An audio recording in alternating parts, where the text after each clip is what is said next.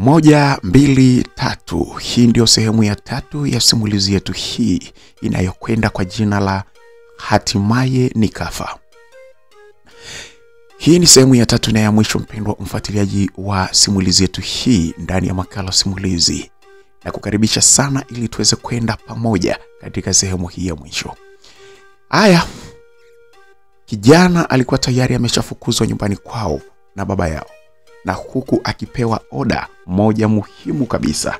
Anaambiwa, I say, jambo la msingi, ninahitaji wajukuu zangu wapone. Mzee Bamiri huyu ambaye ndiye baba mzazi wa kijana huyu atukuzwe, anamwambia, ninahitaji wajukuu zangu wapone ndani ya wiki hii. Lakini pia mkewe ambaye ndo Bibi Ruila hayuko mbali hata kidogo na mume wake, anasema ni lazima wajukuu zake wapone. Anawazungumzia wajukuu zake akina Lindan pamoja na Kindan, ambao katika mazingira yasiyoeleweka inaonyesha kabisa kwamba baba yao huyu ambaye ni atukuzwe, mtoto wa Bibi Ruila pamoja na mzee Bamiri, anaonyesha kabisa kuna mazingira anawafanyia, ndio maana wanateseka kila siku. Swali ni je, baada ya wiki kuisha, kijana huyu atukuzwe atakubali kuwatibu ama kuondoa matatizo ambayo yako kwa watoto wake hawa? Na kama hafanyi hivyo, ni nini ambacho kitaendelea? Ni nini mwisho wa mateso wa Lindan pamoja na Kindan, mapacha hawa waliozaliwa na atukuzwe, ambaye sasa ameshaoa mke mwingine, na hata hivyo ni baada ya mama yao na Lindan pamoja na Kindan kupoteza uhai? Bado mambo ni mengi, lakini mambo yote yatajulikana katika sehemu hii ya 3 na sehemu ya mwisho. Karibu sana ndani ya makala simulizi. Msimuliaji wako ni mimi, BHB wa makala simulizi. Na kukumbusha tu kitu kimoja muhimu. Kama wewe ni mgeni katika channel yetu hii ya makala simulizi, basi bonyeza neno ambalo limeandikwa subscribe, liko chini ya video hii, mkono wako wa kulia hapo. Libonyeze ili uweze kuwa mwanafamilia ndani ya makala simulizi, uweze kupata kila kitu ambacho tutakuwekea. Bwana, karibu bwana, tuendelee, tumalizie katika sehemu hii ya 3. Karibu sana. Basi baba yangu siku ile aliondoka pale nyumbani baada ya kufukuzwa. Alitoka pale na yeye akiwa na mawazo mengi sana, lakini alionyesha maneno yale ya bibi pamoja na babu yalimgusa pakubwa. Baba yangu hakuguswa kwa sababu pengine anatuonea huruma sisi, lakini aliogopa kugombana na wazazi wake. Alipofika nyumbani, alimuita mkewe. Kwanza akamueleza kuhusiana na jinsi ambavyo baba yake pamoja na mama yake, jinsi ambavyo walivyokasirishwa na lile jambo, huku akionyesha kuingiwa na wasiwasi ni jinsi gani ambavyo baba yake pamoja na mama yake walivyogundua lile jambo.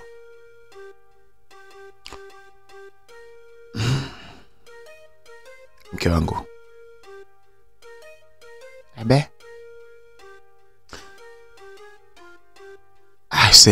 naomba leo tupate muda tuongee kidogo.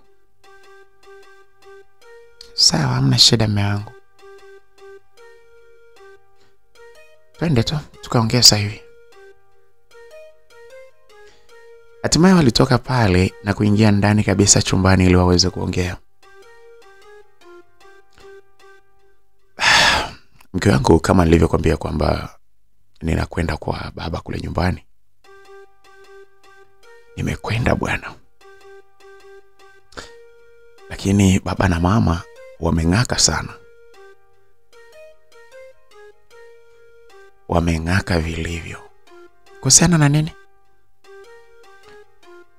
Wameng'aka sana kuhusiana na kina Lindan pamoja na Kindan. Hawa watoto ambao wamesababisha matatizo mengi sana. Nafikiri tukio la mwisho tulilolifanya kuhusiana na kuwatoa kafara kama ambavyo mchungaji alivyotueleza,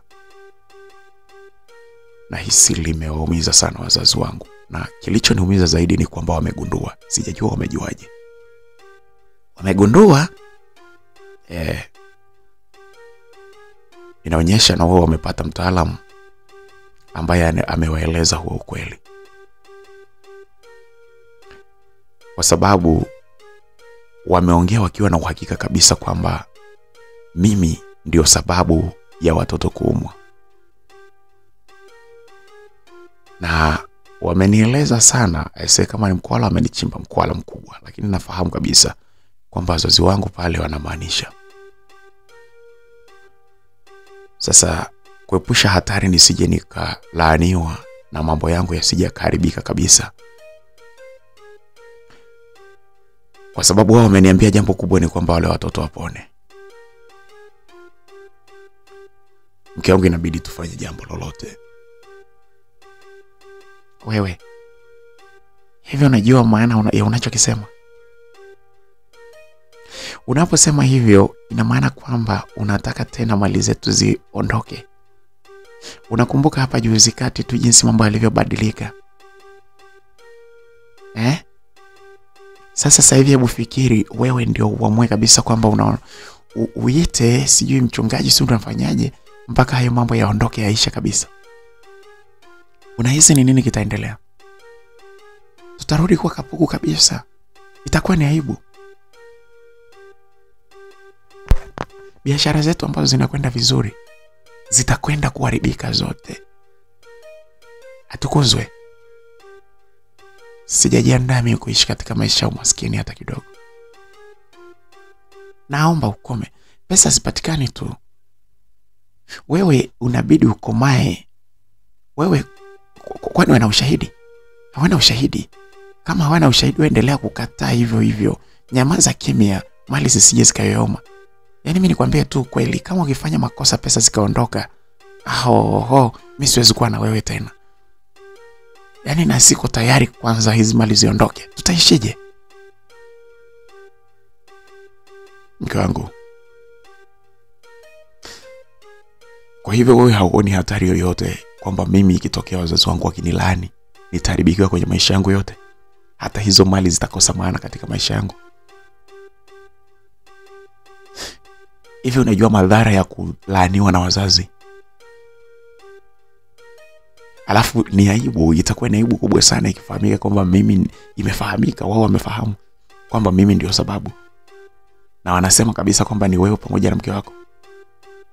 Yaani mimi na wewe wanafahamu kila kitu. Huoni kabisa kwamba itakuwa ni aibu kubwa sana kwangu mimi, alafu pia nikilaaniwa na kuwa mjinga? Yaani hizo mali zitakuwa na faida gani mke wangu? Wewe, nisikilize nikwambie. Hakuna sababu yoyote ya wewe kulalamikia mambo haya. Tulikubaliana kwamba tunahitajika tupate pesa. Na tumepata mchungaji ambaye of course ana utaalamu wake mwingine. Ametueleza vizuri kwamba tunapaswa tutoe kafara, na ndicho tulichokifanya. Sasa hivi unanieleza tena habari sijui tuwarudishe. Ni bora chizi mwenye hela kuliko maskini mwenye akili. Akili yake haimsaidii chochote. Chizi mwenye hela bado atafaidi hela zake. Lakini sio, hebu nakuomba kwanza ukome katu achana na hizo mambo. Achana na hayo mambo kabisa. Hayo mambo achana nayo, acha kuwaza hivyo. Unasema nitaishije? Tutaishije hapa ndani pesa zikipotea? Achana nayo. Waache wao huko wanavyokuwa. Kama ni kufa waache wafe. Unaogopa kulaaniwa? Unalaaniwa lakini una pesa, unaogopa nini? Msikilizaji, mama yetu akaamua alikataa katukatu. Jambo lile lilimfanya baba yetu awe amebaki ameinamisha kichwa kwa kiwaza mtafaruku ulioko kati yake yeye pamoja na wazazi wake. Lakini anaona kabisa kama ameanzisha mgogoro mwingine kati yake yeye na mke wake. Kitu ambacho kilipaswa kumalizika pale ni lazima mgogoro wake yeye pamoja na mke wake uweze kuisha. Na hatimaye waweze kumaliza mgogoro wake yeye pamoja na wazazi wake.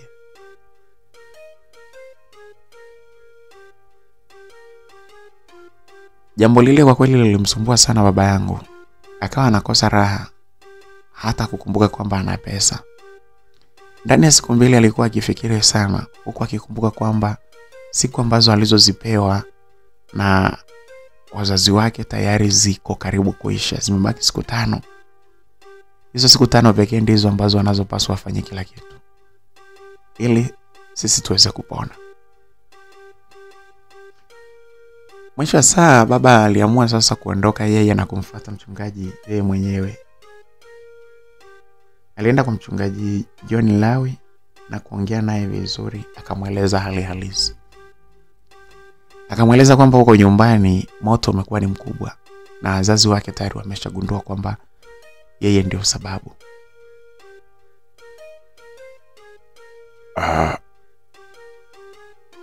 Unataka kusema nini bwana Johnny? Bwana atukuzwe. Wanafanya naanza kukupa majina ya kitumishi. Ulikuwa unataka nini kifanyike? Mchungaji, ni kwamba nilikuwa naomba kwamba kama kuna uwezekano tuondoe tu hiyo kafara ambayo tulioitoa ili watoto wawe salama, kwa sababu baba yangu na mama yangu wako mbioni kunilaani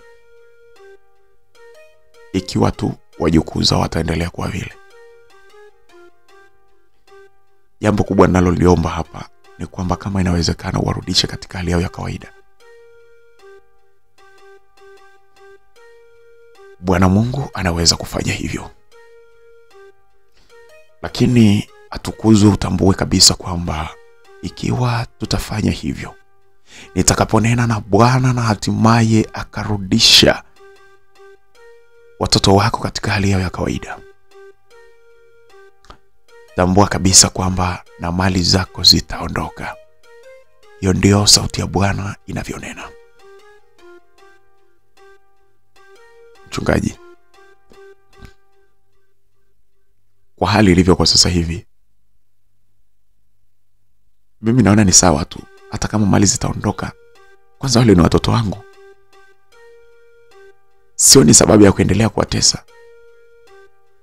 Hata kama waliniloga, walinifanyia jambo lolote baya, mimi ninachokiomba tu warudishe, omba Mungu tu warudi katika hali yao ya kawaida. Sitaki mtafaruku ulioko kati yangu mimi na baba yangu. Ninakosa amani katika maisha yangu. Hizo mali sasa zinakuwa hazina maana yoyote, mchungaji.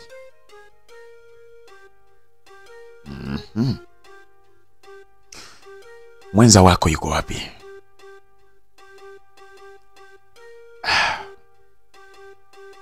Mchungaji, mwenzangu yuko wapi? Mbona hujaja naye hapa?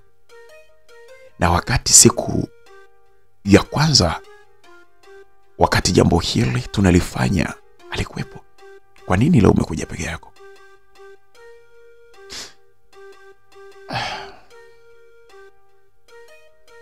Mchungaji, kuna jambo lingine ambalo linanitia utata sana katika kichwa changu. Nimemweleza mke wangu kuhusu jambo hili na jinsi ambavyo wazazi wangu wamelichukulia, lakini mke wangu amekataa. Katu hataki kabisa. Hataki, anasema ni bora mimi nilaaniwe, lakini ibaki vile vile tu kwamba mali zetu zisiondoke. Ndio maana nimeona nije peke yangu ili mchungaji uweze kusaidia. Mimi siko tayari kabisa kupata laana ili nibaki na pesa.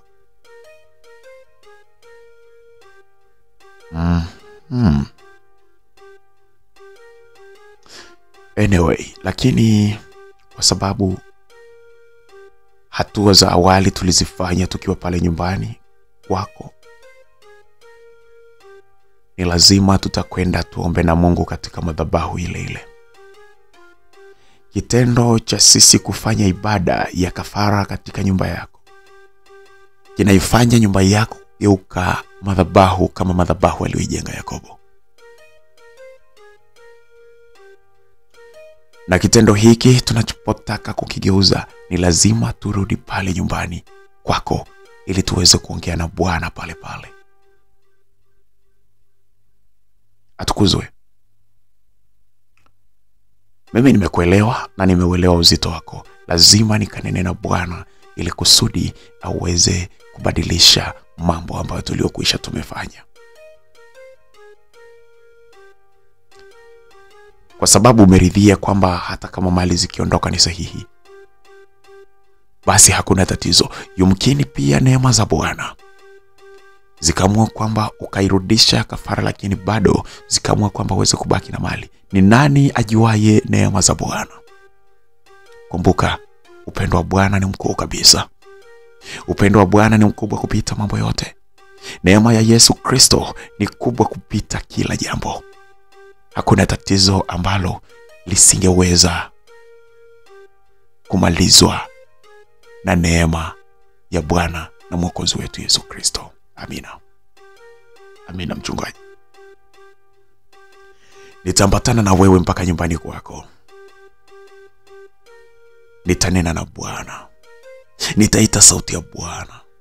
Nitasogelea katika msalaba wa Bwana. Nitakusogeza karibu na uso wa Bwana. Nitanena katika madhabahu takatifu ya Bwana. Tutavifungua vilivyofungwa katika madhabahu ya Bwana. Tutawasogeza waliofungwa karibu na msalaba wa Bwana. Tutawafungua wote waendelee salama katika uso wa Bwana. Tunakwenda kuifungua nuru ya watu walio gizani kupitia jina la Bwana. Atukuzwe, kwa sababu maneno yako ndio yamenena. Na Bwana anakwenda kukufungua. Bwana anakwenda kuwafungulia watoto wako tena. Lakini ipo gharama ya kifedha Mungu atahitaji uitoe. Inabidi ukaiandae shilingi milioni 5 kwa ajili ya kusimama badala ya damu uliyokubali kuitoa. Inahitajika sadaka ya amani. Utaitoa shilingi milioni 5, tutakufanyia huduma, lakini itakuwa ni baada tu ya wewe kutoa sadaka ya amani. Uitoe sadaka ya amani kwa sababu ni lazima utafute amani na Bwana. Kwa sababu ukiweka nadhiri kwa Bwana, maandiko matakatifu yanasema ukiweka nadhiri kwa Bwana usikawie kuiondoa, kwa sababu Mungu hawiradhi na wapumbavu. Milioni 5 itakuwa ni sadaka ya amani ili tuweze kuwarudisha watoto wako katika hali ya kawaida. Tutanena na Bwana na yatatenda. Atukuzwe Bwana, atatenda. Bwana atatenda, anakwenda kuwafungua wanao. Haleluya. Amina mtumishi. Simama tuondoke. Baba yangu pamoja na mchungaji John Lawi walitoka pale na moja kwa moja waliongozana mpaka pale nyumbani kwa baba. Yaani nyumbani kwa baba yangu pamoja na mama yule wa kambo. Kwanza mama yangu wa kambo alistuka sana alipomwona baba yuko pamoja na mchungaji John Lawi. Walipoingia ndani, mama alikuwa mwepesi sana kuuliza, "Mchungaji, umekuja kufanya huduma gani?"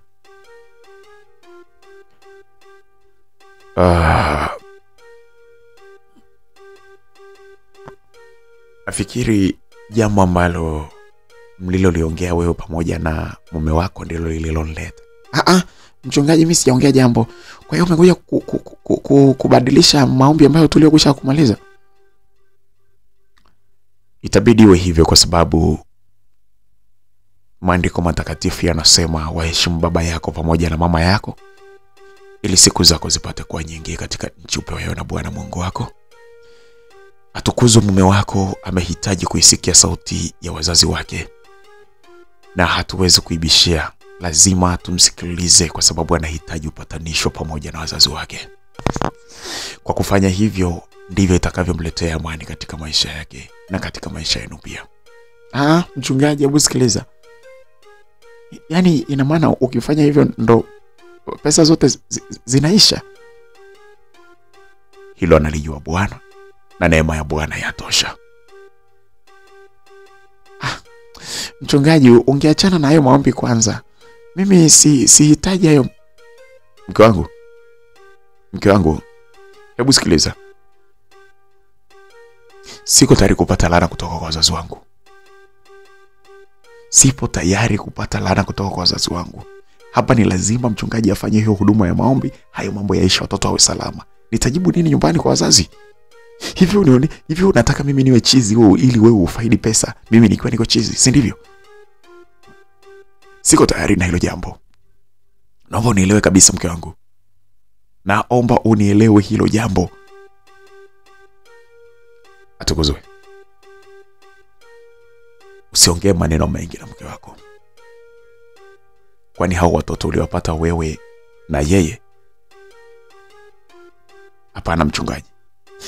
Kama hujawapata kati yako wewe na yeye, ina maana yeye hawezi kuwa na machungu na wao sana. Lakini pia yeye alikuwa anapata faida tu kupitia watoto ambao hajawatesekea. Nimekuja tufanye huduma na hayo mambo yaishi bila kujali kwamba mke wako amekubali au la. Ili mradi wewe kwa maneno yako umenena na Bwana amesikia kwamba unahitaji kuwafungua, unaikataza hiyo kafara na umehitajika kutoa sadaka ya amani milioni 5. Naomba ufanye hivyo kabla ya maombi kuendelea. Baba yangu aliingia ndani na kutoa pesa kiasi cha shilingi milioni 5, akaiweka katika mkoba ule wa yule mchungaji John Lawi.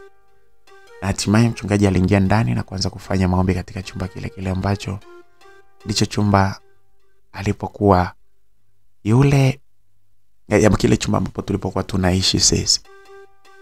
Alikifanya maombi pale na hatimaye mchungaji katikati ya maombi akanyamaza, akaanza kusema kwamba Mungu ananena, kunahitajika shilingi milioni 5 nyingine kwa sababu watoto wako wawili. Ilikuwa sio shida, baba alienda akachukua mpaka pesa yake ya mtaji aliyokuwa amepanga kununulia vitu vyake. Akaitoa milioni 5 nyingine akampatia yule mchungaji. Mchungaji yule alikuwa ondoka pale na shilingi milioni 10.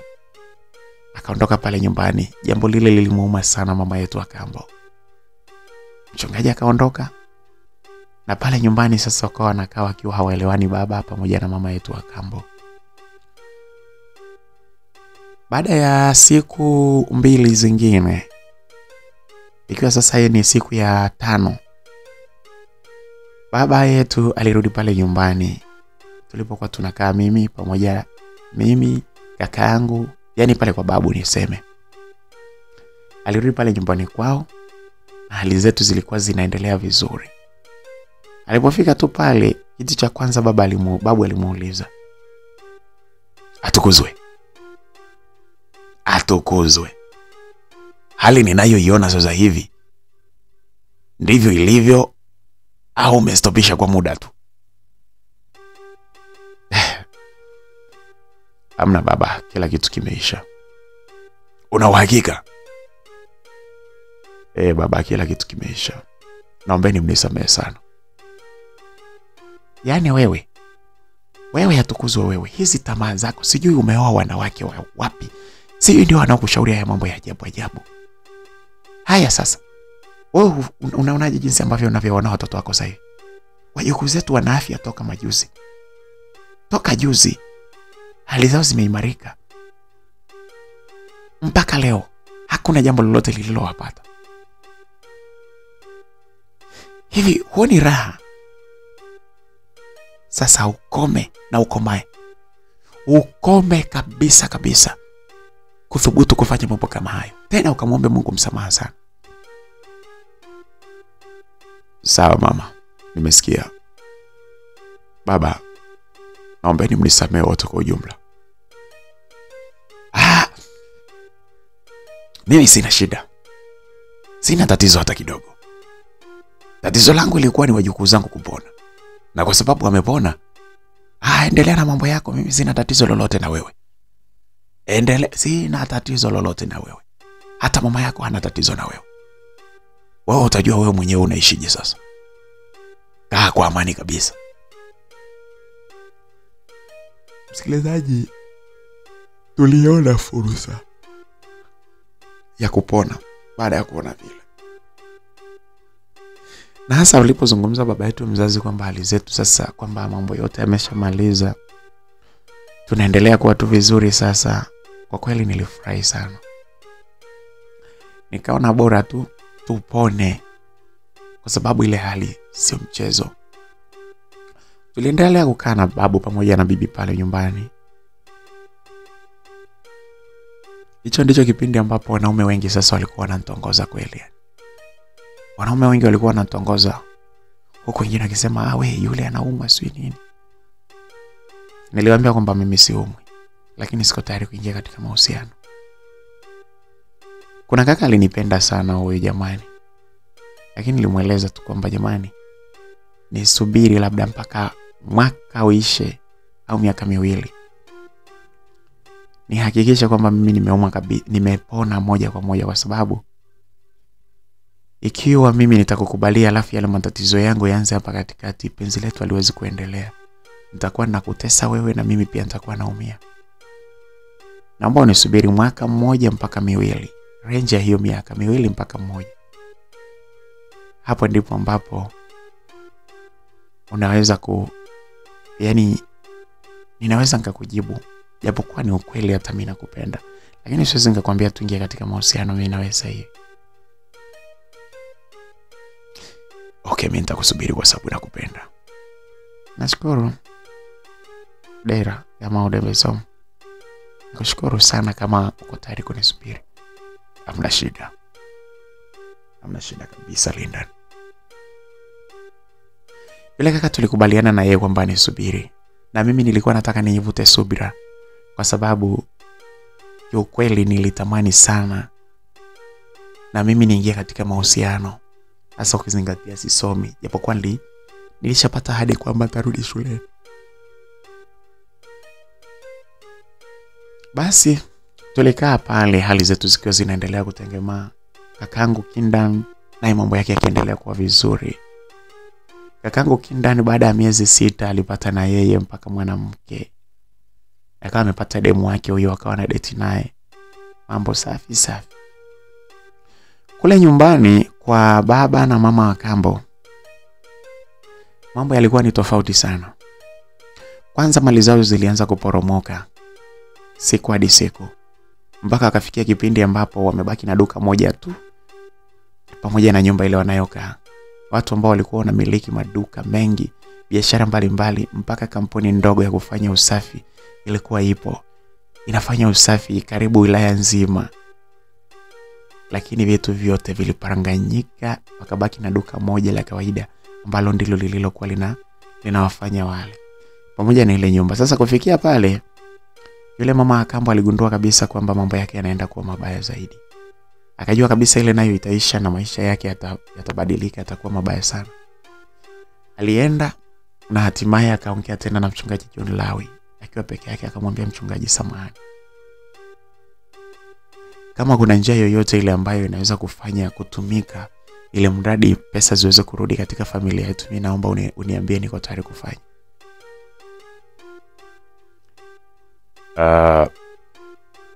Swala ni moja. Pesa zenu ziko kwa watoto wenu. Kwa sababu mmewaacha hao salama sasa hivi. Mume wako alitaka iwe hivyo. Najua wewe hukukubali, lakini ilipaswa sikilizo mume wako kuliko wewe. Sasa kama unaweza kumshawishi mume wako akarudi, mali zitarudi na zaidi sana. Kinachohitajika ni nyinyi kuridhia. Mchungaji, mimi naomba kama uko tayari uniruhusu mimi niwafanyie mimi mwenyewe. Niwafanyie mimi mwenyewe tu bila yeye kujua. Lakini nifanye kitu ili mradi pesa zetu ziweze kurudi.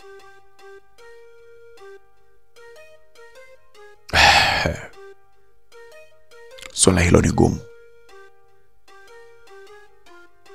Ni gumu sana. Hilo swala linahitaji mume wako aweze kufahamu. Kitu pekee ninachoweza kukushauri ni kwamba uende uongee na mume wako kwa utulivu mkubwa.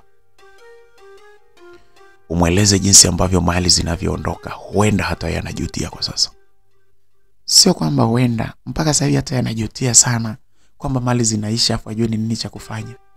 Analalamika kila siku, lakini anajifanya kama hajui kwamba tulizipataje. Okay, kama mume wako na yeye analalamika katika hali hiyo, basi nenda ukamshauri kwa mara nyingine. Nenda ukamshauri kwamba jaribu kumdodosa, akueleze vizuri anafikiri nini. Lakini baada ya hapo mueleze kwamba kuna uwezekano wa mali kurudi, lakini awamu hii mambo yatakuwa ni tofauti zaidi. Hayatafaa kubadilisha, lakini hayatawasumbua pia vile vile. Yaani hawezi akasumbuliwa na baba yake kuhusu haya mambo? Hapana, hatasumbuliwa tena, kwa sababu yatakuwa hayafai kubadilisha na ni mambo ambayo yatasahaulika. Basi sawa, mimi ngoja niende nikaongee naye. Ikiwezekana tuje hapa uweze kutufanyia maombi maalum. Hakuna shida. Bwana yupo kwa ajili yenu. Na hizi ndizo kazi za Bwana anazozitenda. Ni mwingi wa rehema, atawasamehe na hatimaye mambo yataenda vizuri kabisa. Amina mtumishi. Ngoja mimi niende kwa mume wangu nikajaribu kuongea naye leo na kesho. Mungu akipenda kesho kutwa tunakuja. Sawa. Nenda ukanene naye. Mamangu Akambo alitoka pale. Huyo akaenda kuongea na baba. Baba naye kwa sababu alikuwa hapendi ile hali ya kuishiwa na mali, alimsikiliza sana mkewe, akamwambia kama baba mchungaji amesema kwamba jambo ambalo litakwenda kufanyika sasa hivi ni jambo ambalo litanifanya mimi nisisumbuliwe kule nyumbani na wazazi wangu, basi twende. Mama Akambo alifanikiwa kumshawishi baba, na hivyo baba akatoka pamoja na mama Akambo siku moja baadaye, yani ile kesho kutwa, akarudi pale kufika pale kwa mchungaji John Lawi ili waweze kufanywa maombi. Awamu hii walielezwa kwamba mambo ambayo yatakayokuwa yanatokea yatakuwa ni ghafla na hatimaye ushahidi utaondoka. Kwa hivyo hakuna jambo lolote ambalo litakalosumbua. Baba aliridhia, akasema kama ni jambo ambalo hatasumbuliwa na wazazi wake, basi lifanyike ili mali zao ziweze kurudi. Wakati ule pale walifanywa maombi na walielezwa tu kwamba nahitaji mnilete vile vifaa vya mwanzo ambavyo nilivyokuwa nimewaambia mvilete. Kavileteni sasa hivi, alafu mkisha vileta hiyo kazi niachieni, nitanena na Mungu kwa sababu Mungu anahitaji vitu vilivyoguswa. Kwa hivyo ninahitaji mswaki kwa sababu umeguswa na hao watoto. Ninahitaji nguo zao za ndani kwa sababu zimeguswa na hao watoto. Kumbuka hata Yesu aliguswa na yule mama ambaye alikuwa akitokwa na damu kwa muda wa miaka na miaka, lakini damu ikastopu pale pale baada ya kuguswa. Ninahitaji mnipatie vitu ambavyo vilivyoguswa. Ninahitaji nguo zao za ndani, lakini ninahitaji miswaki yao kwa sababu imeguswa.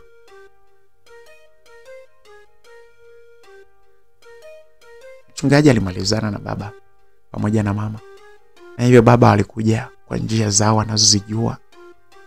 Walifanikiwa kuiba nguo zetu za ndani pamoja na miswaki, tukiwa pale pale kwa babu na bibi, na hatimaye akampeleka yule mchungaji. Huduma yake ilifanyika, na pale baba aliambiwa wewe nenda tu kwa sababu matokeo utayaona. Ni ukweli mali zao sasa zilianza kuongezeka tena upya. Mambo kwetu sisi yalibadilika katika hali ya tofauti sana na mwanzo. Mambo yalikuwa ni tofauti sana msikilizaji.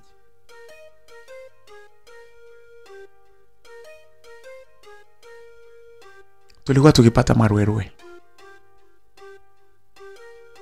maruerue ambayo sijui nielezeje. Mambo makubwa yalikuwa yamebezi kwa kaka yangu. Kaka yangu alianza kupata tatizo ambalo hakuwa nalo mwanzoni. Eti akilala kwenye usingizi anaota kwamba anaenda choo. haja kubwa na ndogo. Alafu ni kweli anajiendea haja kubwa na ndogo. Kitu kilichomfanya wakati mwingine alipokuwa anaenda kulala na mpenzi wake, ilimfanya yeye kuachwa na mpenzi wake kwa sababu ile hali ilikuwa inajirudia. Anakutwa kwamba akiwa amejiendea, yani haja kubwa na haja ndogo zote kitandani akiwa na mpenzi wake. Mpenzi wake akiamka asubuhi anakuta hapo ndani pananuka kila hapafai. Lile jambo lilimtenganisha baba kaka yangu Kindan pamoja na mpenzi wake. Ile hali sasa kaka yangu alikuwa anaona ni shida sana kuambia babu na bibi. Alikuwa anawaza sasa kwamba aweze kutafuta dawa hizo kwa watu Masai, dawa kwa watu wengine. Lakini kuisema nyumbani alikuwa anaona ni aibu. Ile hali iliendelea. Kaka yangu Kindan aliendelea kupata ile hali. Siku moja alinieleza kwamba, kwa sababu mimi ni mtu wa kwanza alinieleza, siku ya kwanza tu ilivyomkuta aliniambia. Kwa sababu mimi nilikuwa pacha yake, alikuwa haachi kuniambia kila kitu. Aliniambia vile, nikamwambia kwa kweli ile ni tatizo. Mimi unaniogopesha. Kwa sababu hata mimi nikiwa nimelala naota tu, yani naota ndoto mbaya, mara napelekwa kwenye msitu. Kule kwenye msitu naelekezwa vitu ambavyo muda huo wa ndoto vinanitisha, lakini nikiamka sikumbuki chochote nilichoambiwa. Lakini nakumbuka tu nilikuwa nimepelekwa kwenye msitu, nikawa naona watu ajabu ajabu wananipa vitisho. Cha ajabu ni kwamba nikiamka asubuhi sijui chochote, sikumbuki chochote, lakini nakaa tu katika hali ya hofu. Msikilizaji, kaka yangu siku moja yeye aliota akiwa kwenye hali ile. Anasema ameota ile hali ikamtokea akawa amejiendea haja kubwa na ndogo pale kitandani. Lakini alipoamka katika usingizi, akiwa bado yuko na mawenge ya usingizi, alikuta mtu ambaye aliyekuwa amekaa kwenye stuli iliyokuwa iko pale chumbani kwake. Yule mtu akamwambia, hiyo ndio hali ambayo itakayokuwa ya kwako siku zote za maisha yako, na itazidi kuwa mbaya. Kila siku za maisha yako zitakuwa ni hivyo hivyo mpaka pale utakapokufa. Na haya mambo ukiyasema, wazazi babu yako pamoja na bibi yako wakiyajua, ndio mwisho wako. Utaishi tena. Kaka yangu alinieleza kwamba alipewa ujumbe huo. Kwa hiyo aliogopa kuwaambia babu pamoja na bibi. Nikamwambia, wewe sasa usiposema si ndo hatari zaidi. Akaniambia, sasa nikisema wameniambia kwamba mimi nitakufa. Yule mtu aliniambia, na baada ya hapo nilipokaa tu chumba kikiwa kinaendelea kunuka sana haja zangu nilizoziendea pale ndani, nilishangaa yule mtu akiwa yeye ametoweka pale ndani na sura yake siikumbuki.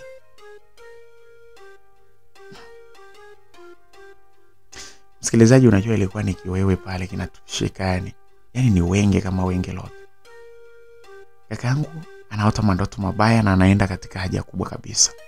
Mimi naota nikipelekwa kwenye misitu na maeneo ya hatari, napewa vitisho, lakini kukipambazuka sijui kwamba niliambiwa kitu gani. Lakini nakumbuka tu kwamba nilikuwa na hofu, na mpaka asubuhi hiyo bado nakuwa na hofu. Sasa pale ilibidi mimi nishauriane pamoja na kakangu Kindan kwamba tu kama nikumweleza babu na mwelezaje, tunamwelezaje babu na bibi kuhusu hali ile. Nilimwambia kaka yangu Kindan haiwezekani, lazima ile jambo tuliseme ili liweze kupata ufumbuzi. Isije ikatokea kwamba ndo yale ya kipindi kile ndo haya yanaanza tena. Msikilizaji, hapo mwaka ulikuwa sasa umeshaisha, tuko mwaka wa pili. Tukiwa tushaanza kusikiaga zile hali nzuri zishaanza kuwa sehemu ya maisha yetu. Mwaka wa pili ule ndo mambo yalibadilika zaidi. Ile hali ilikuwa inamsumbua sana kaka yangu. Mimi nilivunja ukimya na kumweleza babu na bibi, nikamweleza kila kitu. Babu na bibi wakamuita kaka yangu Kindan, wakamweleza, je, haya mambo ambayo dada yako anazungumza ni kweli? Kindan akasema ndio, lakini mimi nilitishiwa kwamba nikisema nitakufa. Kwa hivyo ndio maana niliogopa kusema. Akamwambia hilo jambo haliwezi kuwa la kawaida, na inawezekana sana kwamba baba yenu amewarudia tena kwa mara nyingine, na huyu ni hatari zaidi kwa wakati huu.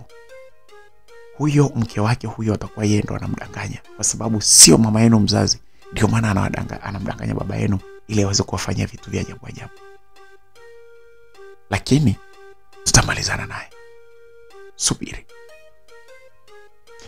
Msikilizaji, sasa babu pamoja na bibi waliingia sasa rasmi kwenye hiyo vita, wakiwa bado hawajajua kwamba ni nini.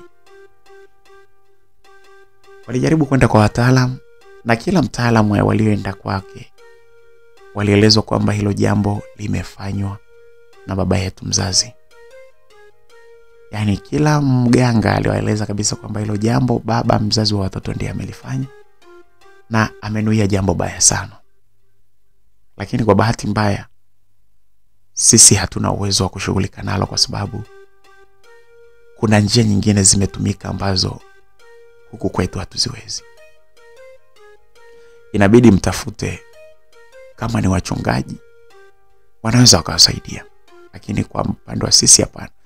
Zaidi ya waganga 4 watu walikuwa wanasema kwamba hawawezi kutufungua sisi kwa sababu hilo jambo limefanywa katika mbinu tofauti. Babu na bibi walisema sasa hapa kuna haja ya kutafuta watumishi wa Bwana ili waweze kutufungua sisi. Tatizo ni kwamba kila mtumishi aliyetafutwa alikuwa ni mwongo sana. Alikuja na kufanya mambo, lakini hakuna kilichokuwa kikitokea zaidi tu ya kutokea kwa siku chache na baadaye hali zile kurudi vile vile. Mimi kuna wakati nilikuwa napelekwa kwenye msitu mpaka na chanjwa chale, na asubuhi nikiamka nazikuta zile chale kabisa. Nabaki nikiwa na hofu, lakini sikumbuki vizuri ni nini kilichokuwa kinaendelea. Kuna wakati nilipelekwa kwenye msitu nikiwa kwenye ndoto. Siku hiyo ndipo ilionivunja ukimya, nikabidi niseme, kwa sababu hiyo siku nilifanywa kitendo ambacho, msikilizaji, niliingiliwa kimwili na wale watu kule maporini kwenye ule msitu, waliokuwa kwenye msitu wenye giza kubwa, huku macho yao yakiwa ndio taa kule ndani kwenye ule msitu. Walinitoa ubikra wangu, na asubuhi nilipoamka nilijikuta nikiwa na damu kabisa katika sehemu zangu za siri, huku nikiwa nimechoka sana na maumivu makali huku chini katika sehemu zangu za siri. Hapa ndipo na mimi ilibidi niseme kila kitu kwa bibi pamoja na babu, nikionyesha na chale ambazo nilizokuwa nimechanjwa kwenye titi langu la mkono wa kushoto. Nikimuonyesha bibi kila kitu na kumuonyesha kwamba nimetolewa ubikra katika ndoto. Msikilizaji, mambo yalikuwa ni mabaya sana pale nyumbani kwetu kwa kweli. Bibi na babu walikuwa na waoni kama wamechanganyikiwa. Hali ya kaka yangu Kindani ilizidi kuwa mbaya. Baada tu ya ile taarifa kwamba imefika kwa bibi, lile jambo lilikuwa sasa likimrudia mara kwa mara. Walimuita baba yetu pale nyumbani na kumuuliza kuhusu hali ile. Baba alikataa katukatu, akasema kwamba sio yeye anayehusika.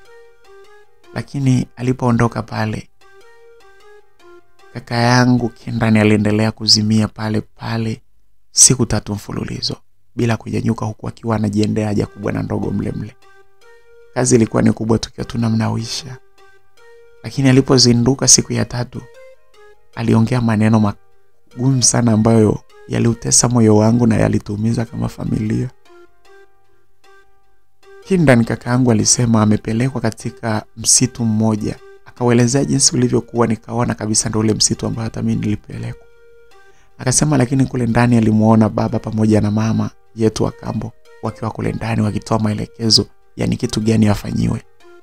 Anasema kule amepigwa sana, na walichukua sehemu ndogo ya uume wake, walikata kinyama kidogo ambacho kilimpa maumivu makali sana, na wamebaki nacho kule.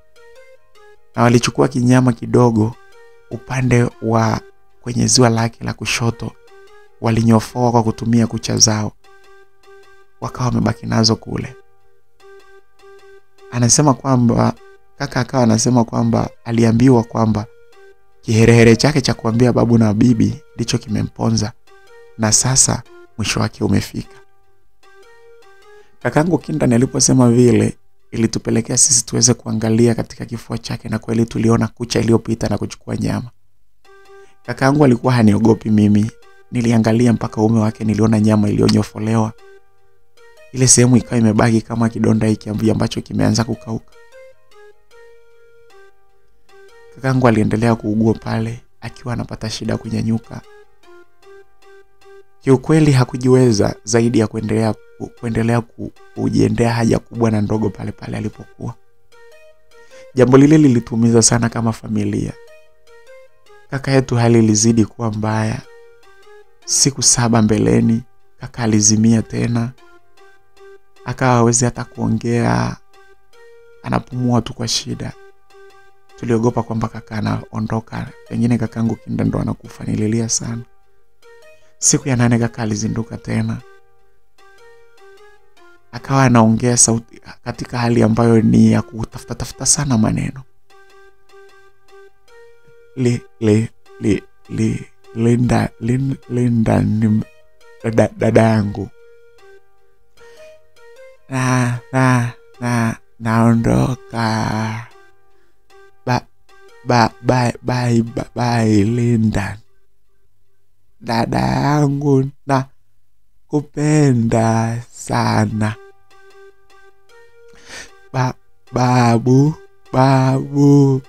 Babu na bibi bye. Na wapenda. Msikilizaji, kakangu alikuwa akiongea huku akiwa analia. Alipomaliza kuongea pale alidondoka chini na kujinyoosha, na pale pale kakangu alifariki dunia. Mungu wangu. Sikuamini. Nilipiga yowe, nililia mpaka nilizimia. Sikujua kilichoendelea mpaka baadaye nilipozinduka na kukuta pale nyumbani kwa bibi na babu kumejaa watu wengi. Ndipo nilipohakiki moja kwa moja kwamba kakaangu Kinda amefariki dunia. Watu wengi walikuwa wananizunguka kunipa mimi pole ya kumpoteza kaka yangu. Jambo ambalo lililozidi kunipa maumivu makali sana. Kaka yangu jamani. Msikilizaji, usiombe jamani ya mambo yatoke. Usiombe kabisa ya mambo ya kutoke. Niliumia sana kwa sababu nilijua sana pia ni baba yangu mzazi na mama wa kambo ndio ambao wanaotufanyia mambo kama haya. Kaka yangu hayupo, nitaishije? Msikilizaji, kila wakati mimi nilikuwa nikizimia tu. Babu na bibi walikuwa wako hoi. Walikuwa wameumia kupita kiasi. Lakini kama unavyojua, maji yakimwagika hayawezi kuzoleka. Baada ya siku moja kaka yangu alizikwa. Siku jamani, mateso niliyoyapata yalikuwa ni makubwa sana kwenye moyo wangu. Nilikuwa nikiumia kila dakika. Nilikuwa nimebaki mwenyewe Linda, huku nikiwa na hofu ya tishio la kufa kwa wakati wote ule. Kwa sababu mateso ambayo aliyokuwa yanapata kaka yangu nilijua kabisa yatafuatia kwangu. Lakini huwezi amini, siku ya msiba baba alivyozika tu aliwahi kurudi nyumbani na kufungua maduka yake kama kawaida. Biashara zake zikawa zinaendelea kama kawaida, kama ni mpita njia. Alipozika tu yeye aliondoka. Jambo lile lilizidi kumshangaza kila mmoja aliyekuwa anafahamu baba yetu. Hata wazazi wake, yani babu na bibi, walishangazwa sana kwamba baada tu ya kaka Kinda kuzikwa, baba hakutaka hata kurudi nyumbani kujua kinachoendelea. Alienda kufungua duka lake. Biashara zao zikawa zinaendelea vizuri sana, huku mama wa kambo na yeye akilala usiku mmoja na kuondoka pale kesho yake bila hata kuaga.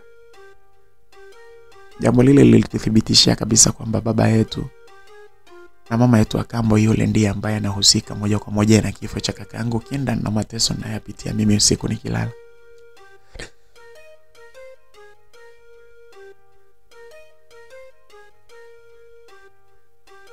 Kila siku iliyokuwa ikienda kwa Mungu, babu na bibi walikuwa wakilalamika na kumlaani sana mtoto wao pale nyumbani.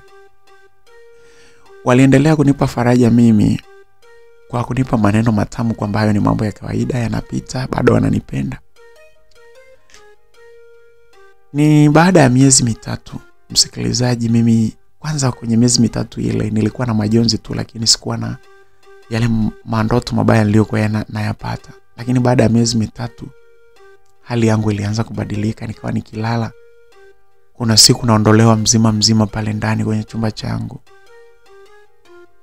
Hata asubuhi bibi wakija kuniamsha pale wanakuta mimi sipo.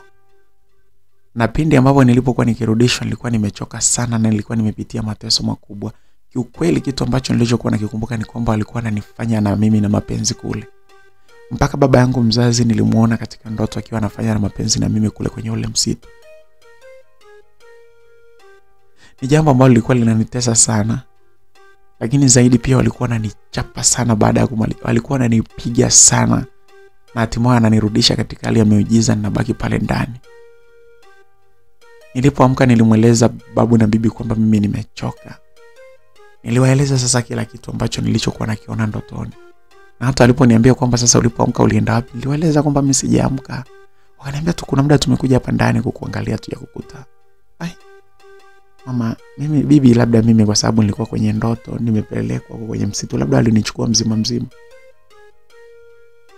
Msikilizaji, sasa pale nyumbani palikuwa hapa kaliki. Siku moja tulikuwa tuko pale nyumbani, alipita mama mmoja hivi. Alikuwa amebeba mkoba mkononi. Akaja pale. Kidogo alivyotokeza tukaona watu wengine wawili, mama mwingine na mbaba mwingine. Mavazi yao walionyesha ni watu ambao ni watu wa Injili. Tulipowatazama tuliwakaribisha, wakaingia pale, wakaanza kuongea na sisi, wakatuambia wao ni wainjilisti wa vitabu. Wanafanya kazi ya kuuza vitabu na vipo vingine ambavyo wanavitoa bure kwa ajili ya watu kujisomea. Tulikaa nao, tukaongea nao pale, wakaongea na sisi kuhusu habari ya neno la Mungu. Tuliwaeleza matatizo yaliyopo katika ile familia, wakasema tupige magoti tuombe pamoja. Walituombea pale kutafuta amani, na hasa wakiniombea mimi ili nisikutu na yale mambo. Wakaahidi kwamba kesho yake wangekuja tena. Kweli usiku ule baada ya wao kuondoka, basi usiku wake mimi sikupata ndoto yoyote mbaya.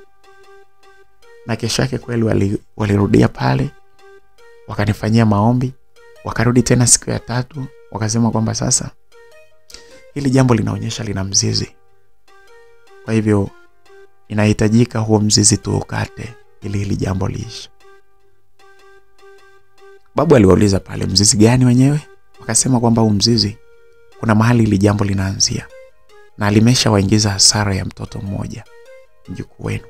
Sasa tunahitaji tuukate mzizi. Lazima huu mzizi tuukate. Mimi nawaandikia sala ambayo mtakuwa mnaisali kila siku. Sisi hatutakuja ndani ya wiki 2. Endeleeni kufanya hiyo sala kila siku, asubuhi mkiamka na kila siku usiku. Fanyeni sala. Mkifanya sala ambayo tutawaandikia, msiache kuomba mambo yenu binafsi. Alafu baada ya wiki 2, namba zetu za simu hizi hapa. Mtatupigia, mtatueleza ni nini kinachoendelea. Waliondoka pale wakiwa tayari wameandika sala maalum ambayo tulikuwa sasa sisi tulikuwa lazima asubuhi tukiamka tupige magoti tuiombe kwa pamoja. Kwa kuisoma, tukimaliza tulikuwa tunaomba mambo mengine ya kuimarisha ulinzi pale nyumbani. Tulifanya hivyo kwa wiki 1, na wiki nzima hiyo hakuna jambo lolote ambalo nililoliota, hakuna jambo lolote baya lililonikuta mimi kwenye ndoto au wapi. Lakini ile wiki ilipoisha, baba alikuja pale nyumbani. Akaanza kusema, akawa ananiangalia sana kwanza. Ananiangalia sana. Anaangalia sana babu na bibi. Sana anaangalia kwa hasira. Hili tuonyesha kabisa kwamba kuna kitu ambacho baba haendelee vizuri. Akaulizwa na babu, vipi atukuzwe? Mambo yanaenda vizuri huko lakini? Baba, mambo yangu ya kibiashara hayako vizuri sasa hivi. Kuna mambo tu hayaendi vizuri, sijui kwa nini. Sasa mimi masuala ya biashara zako mimi sifahamu kwa kweli. Sifahamu. Sijafanya biashara mimi. Nimeishi maisha yangu mpaka uzeeni, mimi sikufanya biashara. Biashara umeanza wewe. Kwa hiyo sijui kwa kweli. Endelea kuangalia huko. Pengine unaweza ukapata majibu, lakini mimi sijui. Zaidi sana naendelea kukuombea mambo yako yaende vizuri. Msikilizaji, baba alikuwa amebaki anamwangalia babu kwa kasi. kwa jicho kavu sana. Anamwangalia bibi, ananiangalia mimi, anazunguka kwenye nyumba, anaangalia kila chumba kule pale kwa bibi na babu, anaangalia juu chini kama mtu ambaye anatafuta kitu hivi. Mwisho kabisa alionyesha kwamba kuna kitu alichokuwa anatafuta lakini hakukipata. Akaaga akaondoka. Bibi na babu walimshangaa sana baba yetu atukuzwe kwamba ni kitu gani ambacho kimemfanya awe vile. Hakupata jibu. Waliendeleza maombi. Tuliendeleza tu kufanya ile sala wiki ile ya pili nayo iliyoanza tukafanya. Siku ya 5 ya wiki ya pili baba alirudi pale nyumbani tena akasema, jamani, baba na mama, najisikia hali ambayo inaniambia kwamba mimi niweze kukabidhi maisha yangu kwa Bwana. Yaani najisikia kuokoka sana lakini sijui ni kitu gani kinanipelekea hivyo. Najisikia kwamba nimetenda dhambi kubwa sana. Nahitaji nipate wokovu. Kijana, sasa tukuzwe sisi tunahusikaje na mambo ya kuokoka? Kama unahitaji kuokoka, nenda kanisani ukaokoke, ujisalimishe kwa Mungu basi, sio sisi. Sisi hatukuzuii chochote, wewe ni mtu mzima. Hatukuzuii chochote. Hapana baba. Naona kabisa kwamba naelekezwa kuja huku nyumbani. Naelekezwa kuja huku. Yaani ninapaswa niokoke nikiwa hapa nyumbani. Ndilo jambo ambalo nalolisikia. Nasikia kabisa msukumo wa ndani, naona kabisa nimetenda dhambi nyingi sana. Napaswa niachane na hayo madhambi. Bwana we, ngoja tukutafutie watumishi ambao wanakupitaga hapa nyumbani. Labda wanaweza kukusaidia. Babu alipiga simu kwa wale watumishi.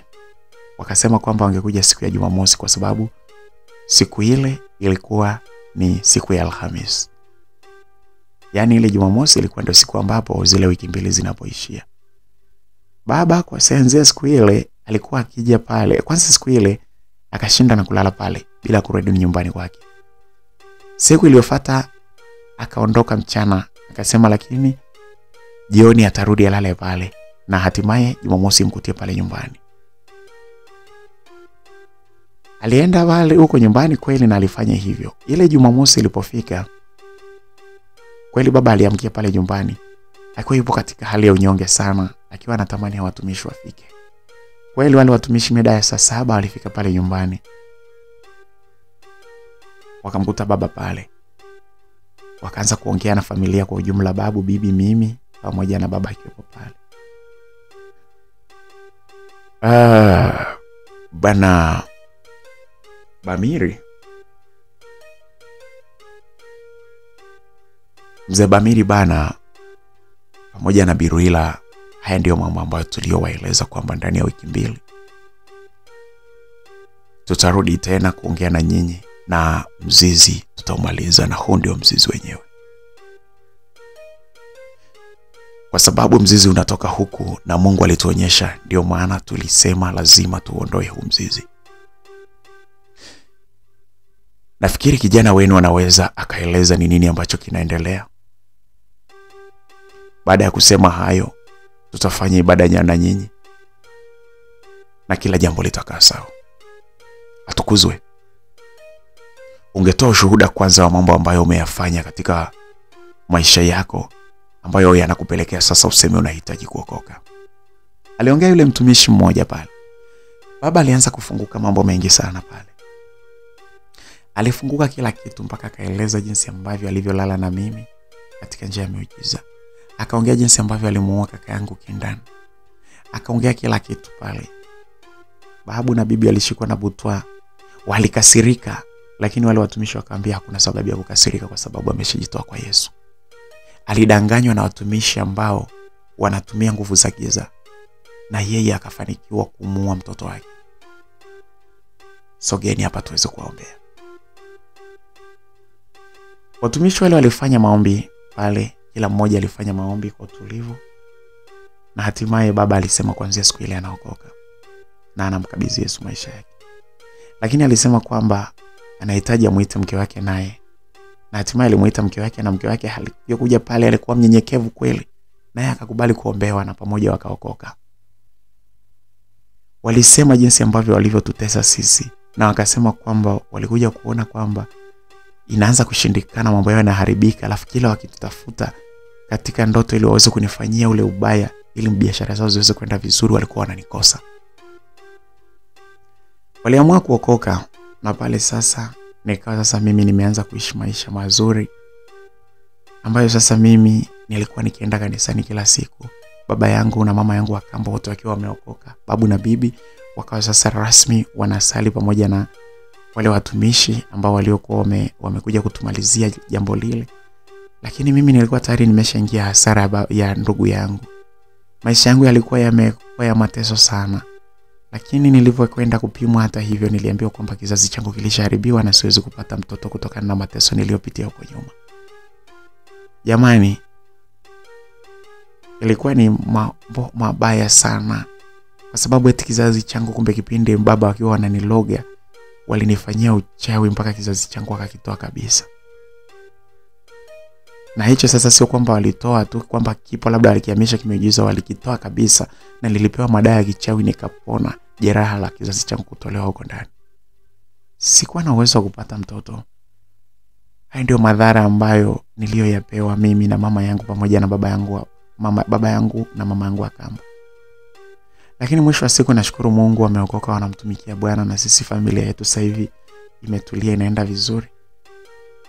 Na maisha yetu yanaenda vizuri, lakini mateso ambayo niliyoyapitia mimi, kusema ukweli, hata leo japokuwa na wokovu, natamani Mungu aweze kuniotesha kizazi changu kingine ili niweze kupata watoto, kwa sababu mateso ya kichawi na mateso ambayo baba yangu alionipitisha yamenifanya mimi nishindwe kuzaa. Babu yangu na bibi yangu wako katika kipindi ambacho ni cha hatari sana. Ni wazee na umri wao umeenda. Muda wowote Mungu anaweza kuchukua. Sitasahau siku moja ya ndoto ambayo niliyokuwa nimeiota, ambayo baba eti alikuwa amenichukua wakaniweka pembeni pale. Kipindi hicho jamani, unajua mimi sisahau. Hapo sasa ndo nikaja nikakumbuka. Siku moja eti baba alikuwa wamenichukua katika hali ya ndoto, nikawa mimi nimesimama pembeni, lakini eti mimi niko pale naumwa. Hatimaye mimi nikafa mbele yao. Lakini ninakufa pale afu najiona. Jamani, pale niliviona vile mateso yale, ndio nikazinduka. Hiyo ndo ndoto pekee ambayo naikumbuka kwenye ndoto zote ambazo nilizokuwa nateswa na baba yangu katika hali ya uchawi kipindi kile. Nashukuru Mungu niko salama. Lakini naomba Mungu anirudishie kizazi changu ili kabla bibi yangu na babu yangu hawajafariki dunia waweze kumuona mtoto wangu, kwa sababu mimi kwangu walienda kama wazazi. Ukizingatia bibi mzaa mama tayari alishafariki dunia. Babu waliokuwa wamenilea mwanzoni. Kwa hiyo mimi baba na mama ninaowaona wa maana kabisa ni babu yangu na bibi yangu hawazaa baba. Natamani sana Mungu anioteshe kizazi tena, na hatimaye niweze kupata watoto wawaone kabla ya wao kufariki dunia. Hayo ndio mapito yangu mimi jamani. Ndio maana nilijiona hatimaye mimi nikafa. Nipo hai, sijafa, na maisha yangu yanaendelea, nikiwa naendelea kumwomba Mungu anioteshe kizazi kipya. Ndio mwisho wa simulizi yangu mimi. Lindan, bye bye. Bwana msikilizaji, hapo ndio mwisho kabisa wa simulizi yetu hii ambayo iliyokuwa inakwenda kwa jina la Hatimaye Nikafa. Hapo ndipo mwisho kabisa. Jiandae kabisa na simulizi mpya ambayo inakuja. Simulizi hii inatoka kwenye mkono wa Hamza Story, ndio simulizi ambayo inayofuata. Lakini hii imefika mwisho. Nikutakia kila la kheri, lakini nikukumbusha sana, endelea kubaki na mimi ndani ya makala simulizi ili uweze kupata simulizi kali sana ambayo inakuja. I say, naamini kabisa utaipenda. Nikuambie inaanza na jina gani? Tukutane katika simulizi hiyo bwana. Mimi sitaki kukupa vionjo nisije nikamaliza utamu wake hapa. Basi bwana, mimi nikwambie kama wewe ni mgeni, basi bonyeza neno ambalo limeandikwa subscribe ambalo liko chini ya video hii mkono wako wa kulia hapo, ili uweze kuwa mwanafamilia wa makala simulizi. Twende sambamba kila wakati. Bye bye, endelea kuwa pamoja na mimi. Karibu.